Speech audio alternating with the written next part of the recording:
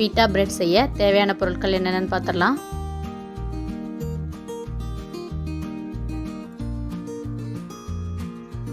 மைதா மாவு வந்து 1/2 கிலோ எடுத்திருக்கேன். 1 டீஸ்பூன் சர்க்கரை, 2 teaspoon east.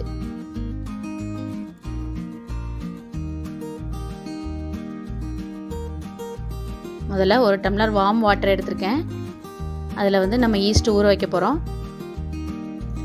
1 teaspoon sugar, 2 teaspoon east. Try east கடையில் விற்கும். அது வந்து நம்ம மாவை புளிக்க வைக்கிறதுக்காக. அதனால் நம்ம ஒரு 5 நிமிஷம் வந்து ஊற வச்சிடணும் வார்ம் வாட்டரில். ஊறிட்டு நல்லா கலக்கிட்டு ஊற வச்சுருங்க.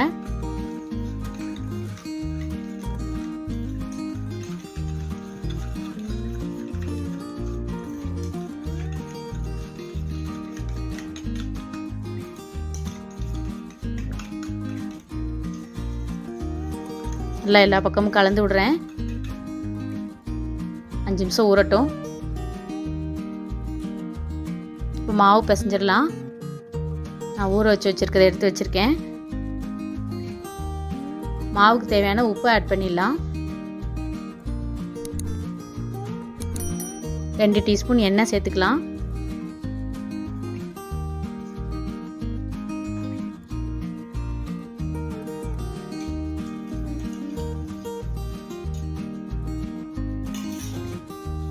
இந்த ஊற வச்ச ஈஸ்ட்டை கொஞ்சம் கொஞ்சமாக மாவில் சேர்த்து நம்ம மாவு பிசைய போகிறோம்.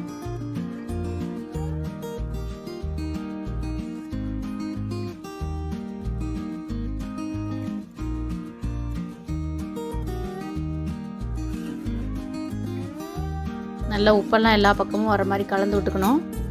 கொஞ்சம் கொஞ்சமாக இதையும் ஆட் பண்ணிவிட்டு நம்ம மிக்ஸ் பண்ணிகிட்டே இருக்கணும்.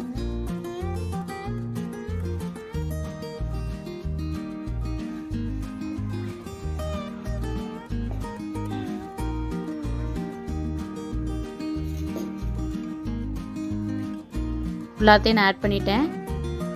பத்தலைன்னா நம்ம தண்ணி கூட ஆட் பண்ணி மிக்ஸ் பண்ணிக்கலாம்.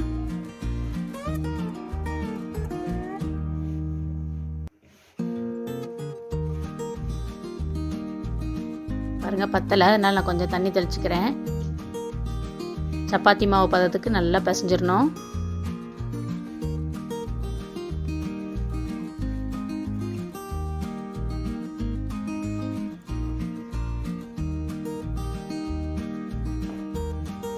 இது மைதா மாவுனால கையில் ஒட்டும்.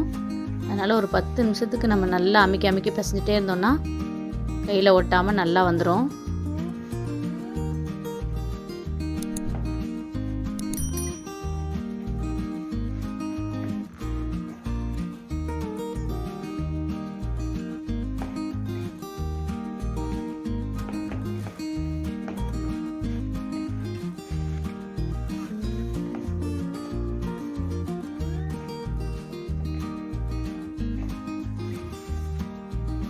நல்லா அமுக்கி அமுக்கி பிசைஞ்சிட்டே இருங்க. 10 நிமிஷம் பிசைஞ்சோன்னா நல்லா ஒட்டாமல் வந்துடும் பாருங்கள்.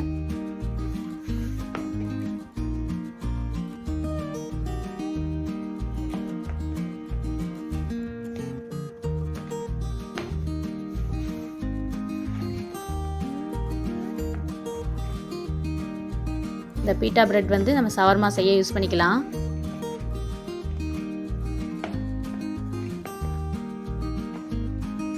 பாருங்கள் ஒட்டாமல் வந்துட்டுருக்கு. பிசைஞ்சிட்டு நம்ம மாவை வந்து 2 மணி நேரம் ஊற வைக்கணும். அப்போ தான் நல்லா சாஃப்டாகும்.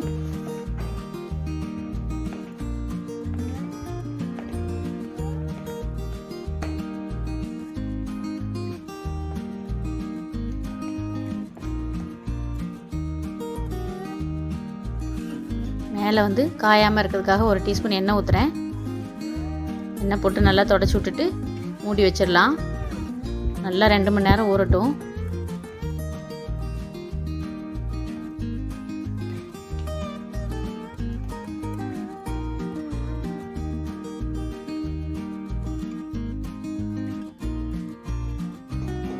ரெண்டு மணி நேரம் ஆயிடுச்சு. பாருங்கள் நல்லா மாவு சாஃப்டாக இருக்குது. இப்போ நம்ம தேய்ச்சிடலாம். ஒரு தடவை நல்லா பிசைஞ்சு விட்டுக்கோங்க எல்லா பக்கமும்.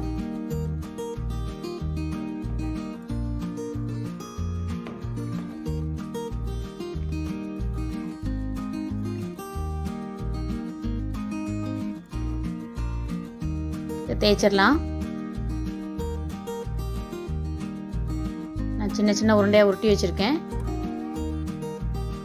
அதை நல்லா மாவில் பரட்டிட்டு நல்லா ரவுண்டாக தேய்ச்சிடலாம்.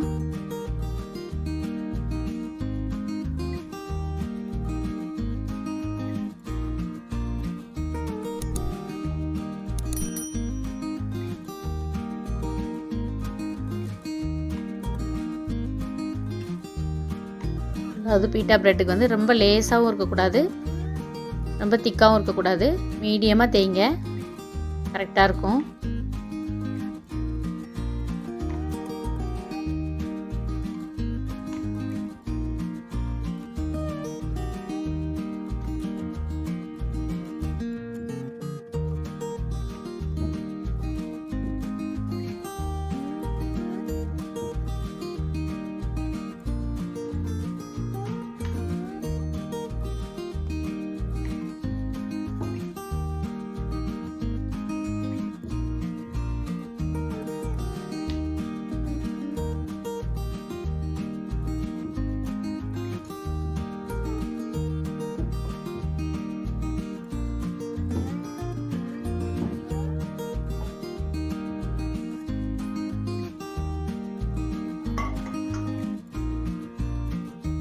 ரெடி ஆயிடுச்சு. நம்ம தோசைக்கல்ல போட்டு எடுக்கணும். இதே மாதிரி எல்லாத்தையும் தேய்ச்சி எடுத்துக்கலாம்.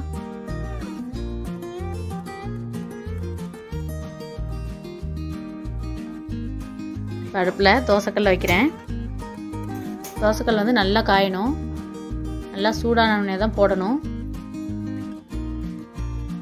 சூடாயிடுச்சு.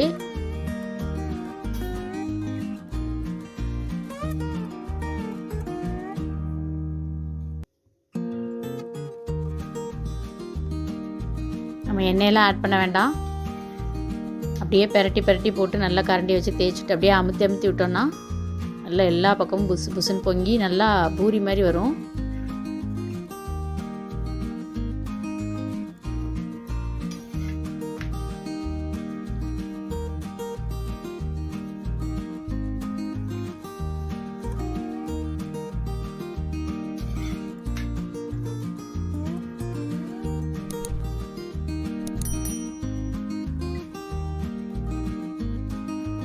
பொல்லி வரலைனாலும் பிரச்சனை இல்லை, நல்லா ரெண்டு பக்கமும் வேக வச்சு எடுத்துடணும்.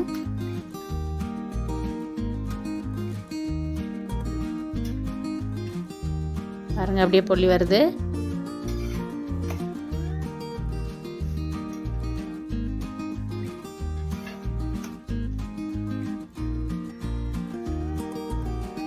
ரெண்டு பக்கமும் நல்லா வேக வைக்கணும்.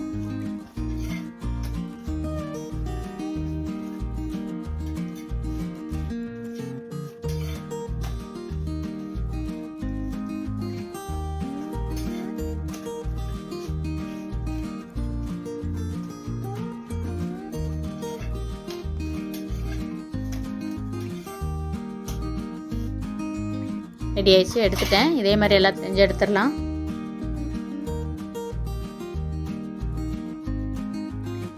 சுவையான பீட்டா பிரெட் ரெடி.